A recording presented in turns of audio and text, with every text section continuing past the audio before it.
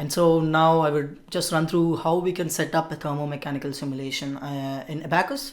So first of all, we'll generally start with the initial temperature, like specifying, suppose my sheet is at like 30 degrees on the room temperature, or is it preheated like 100 or 200. So for that I generally need an initial temperature I need to specify.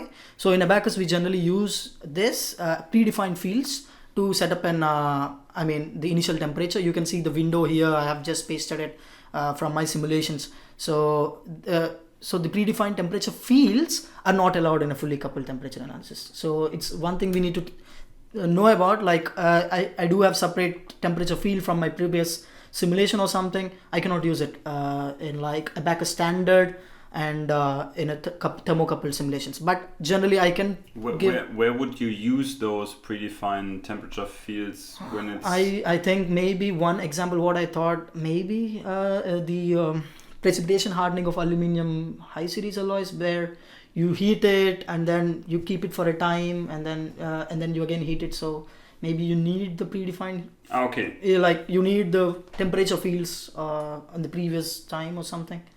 And how about the choice between we won't talk about Fahrenheit here, of course, guys. You know, this is an international course here, so we'd either choose Celsius or even better Kelvin. So what would you recommend to go? Because like if I define my body as room temperature, let's say like 30 degrees, 20 degrees, I mean it's getting hotter outside here, even in Germany. So global warming is also putting a lot of strain on us in this regard. But also you could also go for a 300 Kelvin or whatever, right? So what would you generally recommend to go? Abaqus is quite friendly in this. Why? Because I can either use degrees or Kelvin, but for that I need to go to the model and I need to give the attributes telling that what is my absolute temperature, absolute zero temperature. Okay. So if it's Kelvin, I will write it as 0, and if it's degrees, I will write minus 273.15 or something. Yeah. And I also need to specify Boltzmann constant. Yeah, I think I've pretty forgot to write these two things in the simulations.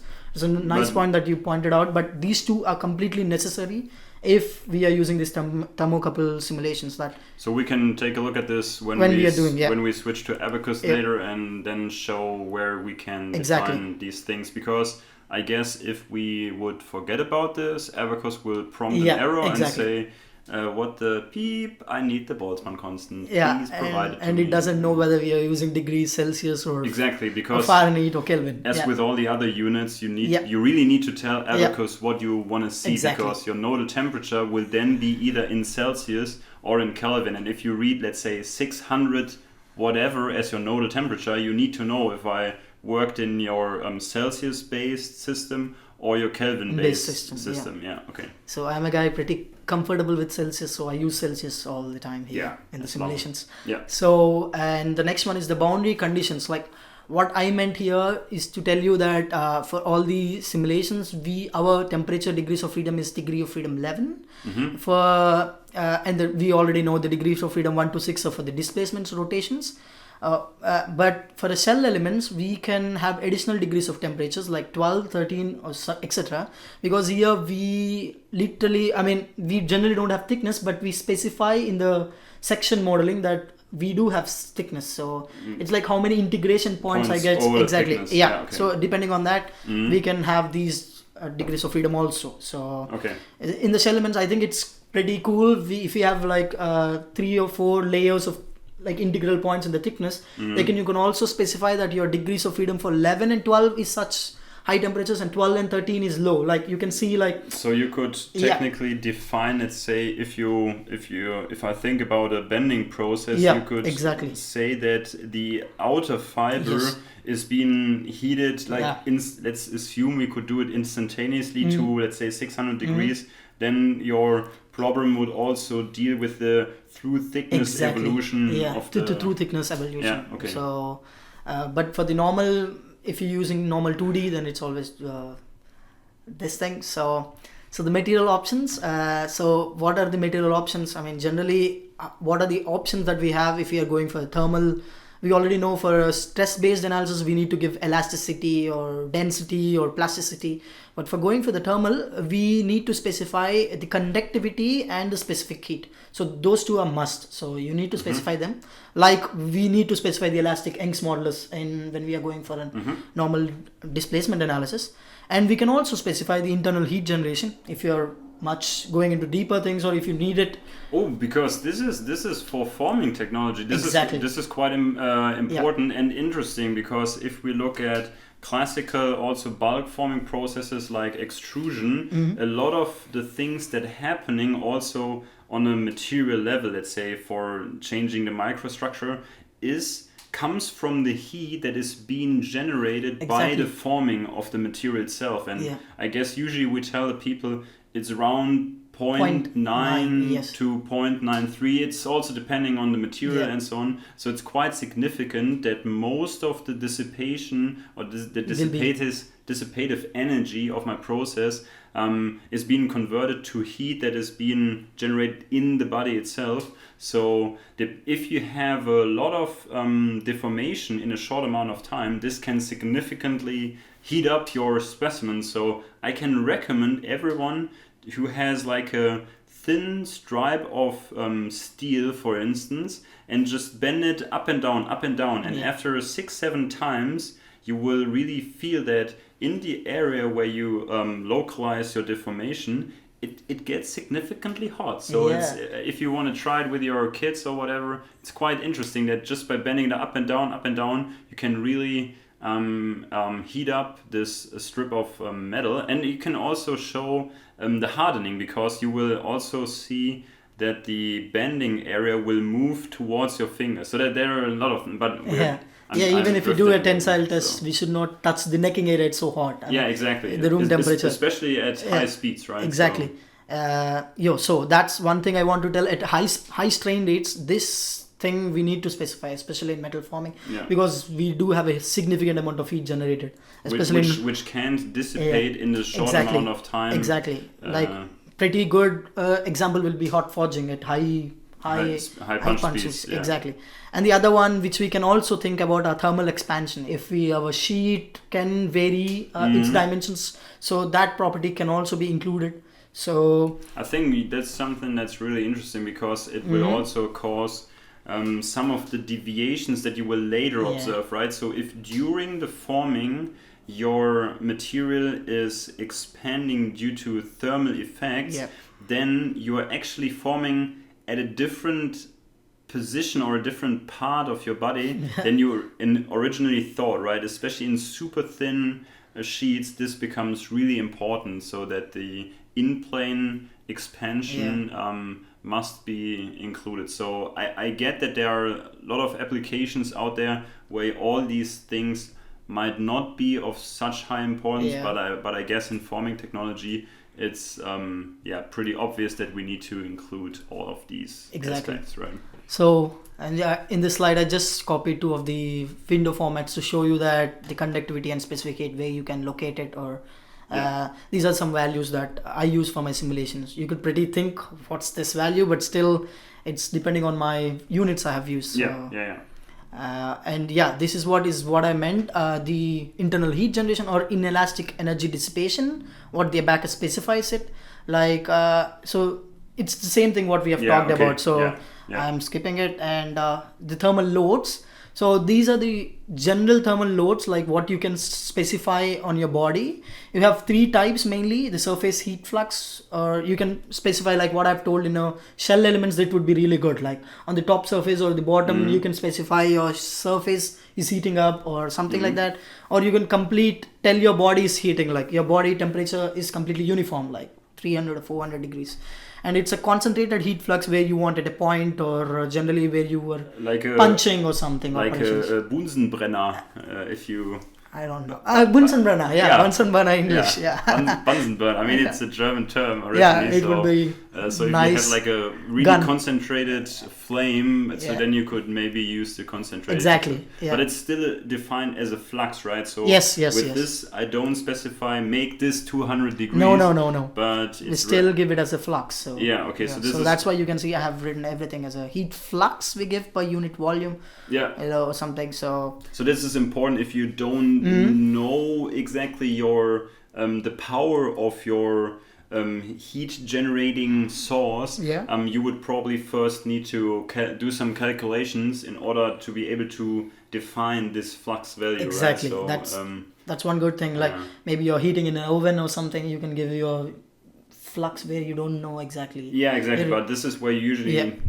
This is why you study engineering, so you need to do some math before Yeah. actually turning on your simulation. So Yeah. And again, I need to stress that a common mistake I usually see is by not taking care of the boundary conditions properly. So with most of the colleagues and students that I talk to, is that usually it boils down to problems regarding setting up the boundary conditions. So, and I guess in this thermomechanical simulations, it becomes even more important because usually for us engineers, it's quite easy to have a gut feeling for my mechanical boundary conditions, but even those, most of the people don't get right from the beginning. So this is always a point that we talk about. But I guess in the thermal case, it really comes down to a little bit of calculating what you need to do, because it's not so easy to grasp, okay, like what is my surface heat flux? Yeah. So I really need to rely on math here to be able to define this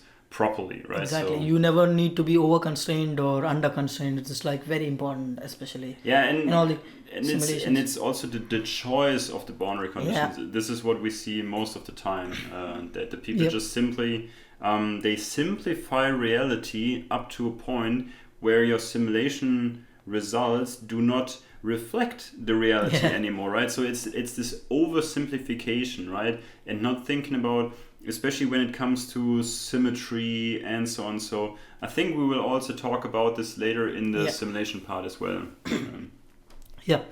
And so now, A lot it's of text. a lot of text. Boring stuff came like the elements, but it's a bit quite important, I would say. Like, so coupled temperature displacement elements, what quickly I would say, like they are available in both Abacus standard and explicit as usual.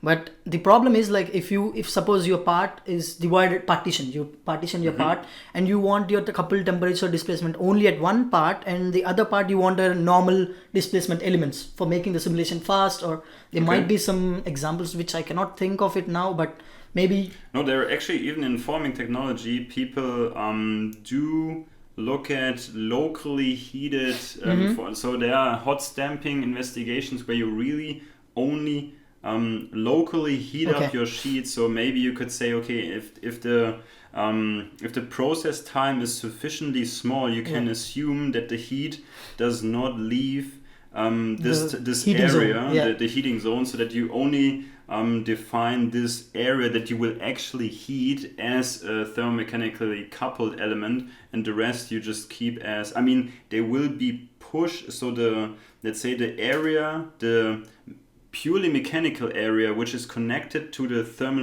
thermomechanically coupled area, which would still be move if that area thermally expands, right? So it's just not that it won't take in any heat itself and it will not thermally expand on its own, right? But it could be pushed by the thermally expanding coupled area, right? Yeah, so that's one thing that I want to say. Like, so in Abacus standard, this type of simulations are possible. But if we think about the reverse situation, where I have one part is like both coupled temperature displacement, and the other part is only heat transfer element. Like I want to know how it is, but this is not possible in Abacus standard. So I don't know why, but Abacus still need to think of it. I mean, there are two parts partitioned, and one part you're giving only the heat transfer elements, and the other part you're giving the coupled. It's not working out. But in Abacus explicit, it can work any possible ways. But so then you need to go for the Abacus explicit. So, but right now, just only thinking about that there is a part where you only solve for the thermal problem. Yeah. This is where I need to think about, because usually it doesn't really hurt, even if the mechanical parts of that. part- I mean, yeah, it doesn't hurt to also solve the. I don't know, maybe mechanical part. so I cannot even think of the example for that Yeah. situations, but yeah, that case is not possible. But then you need to use Abacus explicit simply. And so one thing I would like to say, we always have the first order and second order as usual. So the first order is the most default one, and it's an easy one. Generally, the Abacus also specifies to use it if you need to normal calculate the temperatures, thermal expansions and everything, but this is what the default Abacus would use. But the second order coupled displacement elements here will use some kind of lower order interpolation for the temperature. So it's because it is assumed that the gradient of your temperature cannot be, or is usually not as steep as your displacement gradient. This is a pretty nice thing to just think about it, guys. So if you have a very local deformation, very low, a local mechanical deformation of your body, your strain gradient and I would call it a strain gradient, can be very high. So from one area to the next, there could be a strong change between the strains. Whatever example, just think about maybe shear cutting during the cutting process, for instance.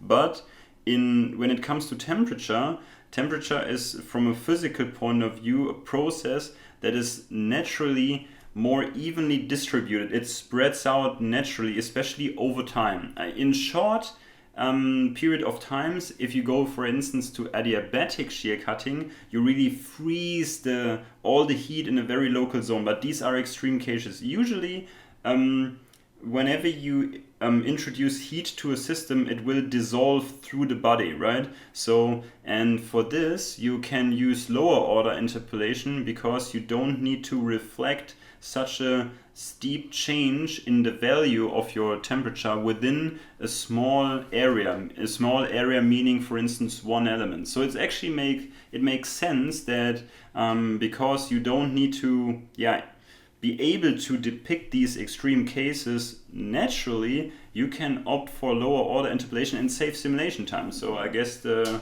guys thought about this. Exactly. I couldn't get with an explanation. Yeah. Wonderful explanation. I should also think about it. That's fine. Yeah.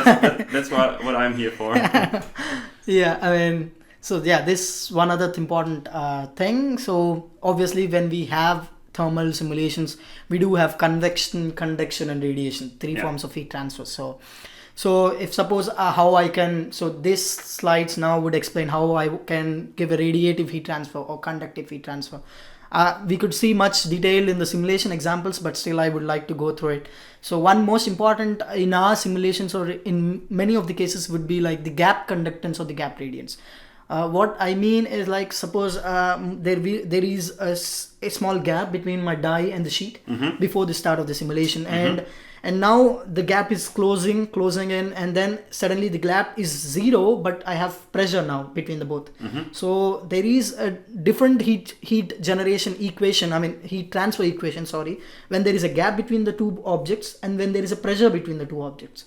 So which we'll see in the simulations lately, how I have implemented it. But so you can keep the both type of scenarios, like when your gap is closing in, how your heat transfer would go, and how your both conductions and the radiation would go, and when you have a pressure, how it goes. So, but technically, if there is a gap, Yep. there is no direct conductance Yes. between the bodies. So it's still technically, let's say we are forming in an air environment. Yep. So it would technically sheet, air and die. Exactly. Yeah. So we need to think about this and change our heat transfer coefficient accordingly, and then give it. So but if the gap is really small, then there is almost something like conductance. So we will see how to switch from this like gap conductance to pressure actual conduction. To actual pressure based conduction, because I guess again, think about the contacting surfaces, right? If you have two contacting surfaces, they both have these microscopically rough surfaces, but if you increase the pressure between the two bodies, you flatten the surface, so your actual true contacting area between the two bodies by which heat can be transmitted through conductance increases with the pressure. So this might be a very important aspect, that you define pressure dependent conductivity, because this is actually what we observe in reality, right? Yeah. Because we increase the true contacting area. That's important Exactly. to think about in this case. Yeah. And so one important note, or like I would say important thing which we need to consider, especially in Abaqus explicit or something, because if we have large values of this conductance, like the heat transfer coefficient, I have given pretty high values of this gap conductance or radiation, there is a quite weird thing, like it would result in decrease in the stable time increment. So the time increment would be decreased, and so obviously it will take a lot of time, and so this we need to think about. So I am telling, like, we cannot go for simply some random values. We need to actually know the gap conductance or the radiations. But I'm thinking about that, especially in hot stamping processes. I would assume that, and just let me think what you think about it. The thing is, in hot stamping, the closing time between the moving die and the sheet is fairly small. So could you, in some I wouldn't call it extreme, but actually regular cases, couldn't you just like skip the gap things like gap conduction radiation and say, okay, the time till contact is very small. So I just start with the transfer between die, and the conductivity coefficients between the gap conductance and your actual conductance when they are in contact, it's pretty high, right? So I guess for a start it would be okay to just not use it at all. Exactly. I guess that would be an interesting point of investigation, to see if I run a simulation without all these gap things, and with what's the change? Exactly. Or maybe like, you have a different environment. Just suppose you have a different air, or like nitrogen filled, or maybe vacuum. Yeah. Or you can then this would be pretty important. I mean, think about it.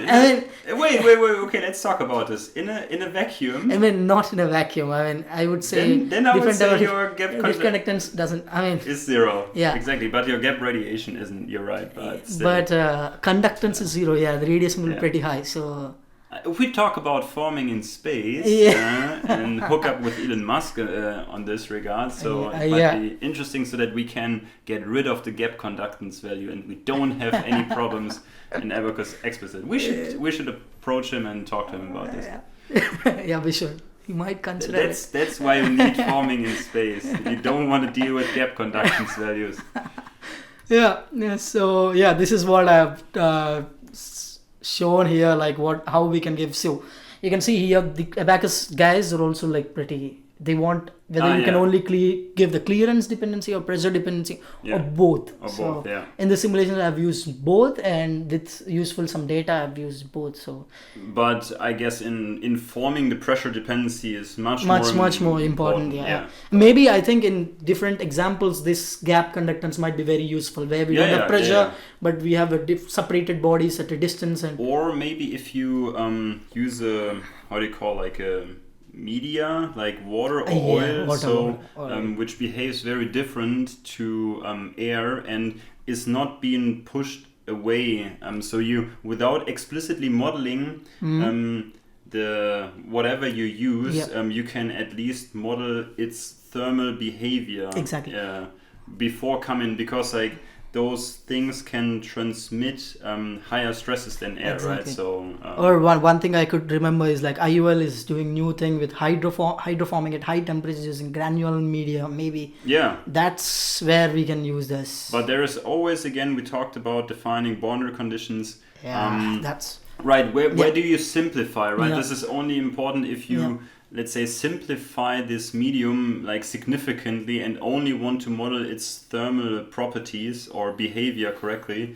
and skip all the other aspects. But I guess that's a topic for another video. So yeah, so More this text. one more text, but this is really important. I mean, I would say You say this on every slide, but this is very important. No, this is very, I mean, it's really important because no, this is okay. This is really important. The rest was just important. Okay, no, it's fine. Keep going. yeah. So why? Because I would definitely use rigid bodies. So in my forging simulations or stamping Of simulations, course, I want to use rigid yeah. bodies. So we cannot generally use the direct rigid bodies like what we normally use in the simulations. Why? Because Abacus think the rigid body should have the ability to use this fully coupled temperature displacement elements. So suppose if we generate the rigid body, we know that the only elements that we can give is R4D4 elements, or if I'm in a 3D, R2D2. R2D2, sorry. Yeah, so that doesn't mean we cannot give we cannot include any temperature to that. So one way we can do it is taking the rigid we taking the deformable body, we generally model it as a deformable body and give it as a rigid constraint, like how we want it to have. And so now we can get all type of elements can be given to that body because it's a deformable body.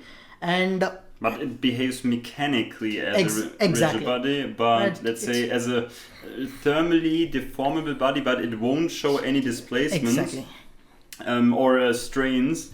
But okay, I think I get it. But couldn't you also define something like a surface, like a film on a real rigid body, or is and it, I mean you would need to know exactly how much heat in which area is transferred to your die. And I guess this is actually what you want to know from the FEM simulation. So here again, in order to simplify your simulation, you would need to know part of the results. And I guess this is what you don't want to do. So this is the approach I have thought. Maybe there might be some other approaches. I really couldn't think of it. But this is an easy approach where you generally, as a mechanically, you can think as a rigid body, you can constrain the body, and thermally it can expand or it can get heated or something like that. No, it won't thermally expand because the displacement are constrained to be equal to rigid body, right?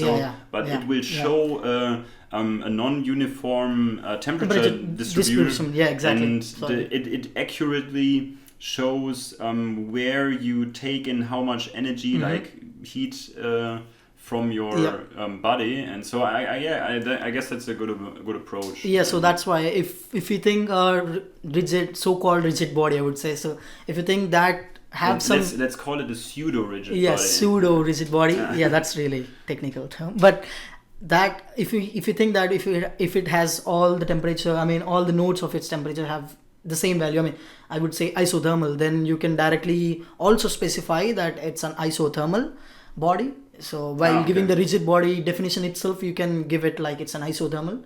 But in our cases, so that's we can specify it as an isothermal rigid body. And otherwise, this will think as the normal case where the temperatures can be non-uniform from all the locations. So which is usually the case. Which is usually the case, yeah. But the isothermal one, if you take, it's obviously this faster the simulation. So the simulation time would be varied. So